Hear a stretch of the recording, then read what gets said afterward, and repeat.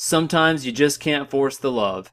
You might want to feel that love connection so badly, anything but perfect bliss is a letdown. But when it's time to let go, you just have to let go.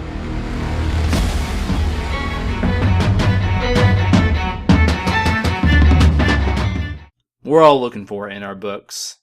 The guy, the girl, that whole thing where they're forced into an impossible situation. And wait a minute, we're not reviewing a young adult fiction novel. Did I give that impression? No, I'm sorry. But prepare yourself, because we are reviewing a video game tie-in novel. Are you still there?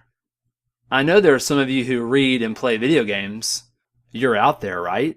Video games are the interactive cousins of books. They could be the future of books. Egad, that's crazy. But if that day is ever going to come, it won't be too soon if our book, Halo: The Fall of Reach, is any indication. So here's the setup. The Halo universe is one of the most epic science fiction landscapes in video games. So hopefully it would fare pretty well in books. In Halo, mankind is getting systematically outmatched and outmaneuvered and pretty much almost squashed into extinction at every turn of a war that's been going on for years.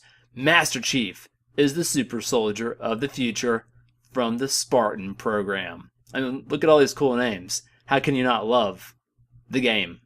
But let's talk books. Halo: The Fall of Reach is the first in the series of Halo novels that kind of broaden the scope of the universe. This story is an ambitious attempt to put us in the middle of one of the most decisive battles in the war.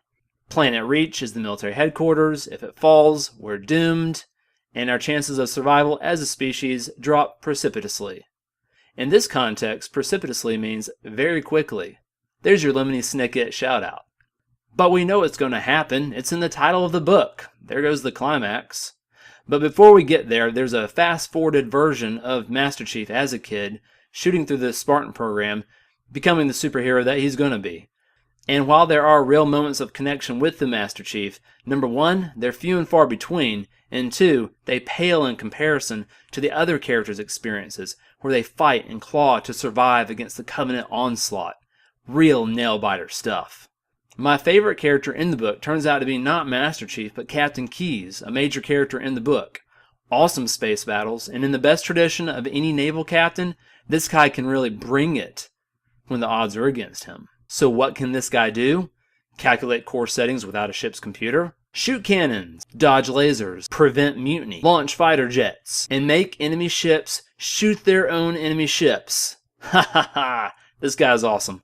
By far the coolest person in the book. But the book is incredibly uneven in every sense of the word. We go from great storytelling to cliche central. There are virtually no transitions in the book.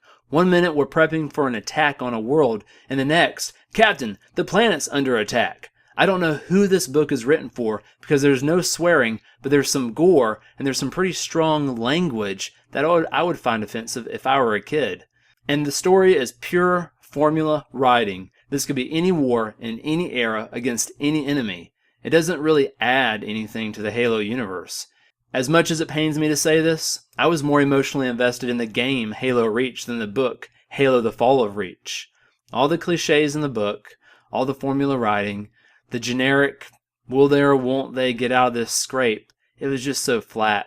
And the emotional payoff in the game was 20 times what it was in the book. So for Halo: The Fall of Reach, I give it exactly 2.5 out of 5 stars. I wanted to love it, but sometimes you just can't force the love. Oh, and there's no love story in this book at all. None. I mean, not unless you count Master Chief and his, robot in his head, Cortana. That's... No, you can't do that. Subscribe below, or check us out, other videos. We'll see you soon. This is Josh. Take care.